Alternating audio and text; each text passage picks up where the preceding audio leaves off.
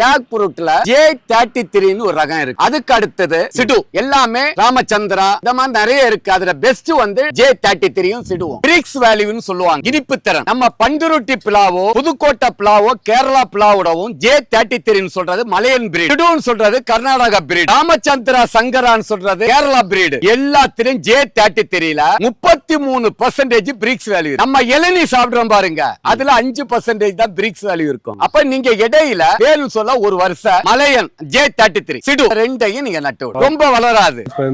இப்ப இந்த மரங்கள்லாம் இப்ப இதே சைஸா இருக்குமா இல்ல பெருக்குமா? அப்ப நமக்கு பக்கத்துல நட்டா வச்சு பிரச்சனைகள் வருமா? அதாவது நல்ல கேள்வி கேட்டீங்க.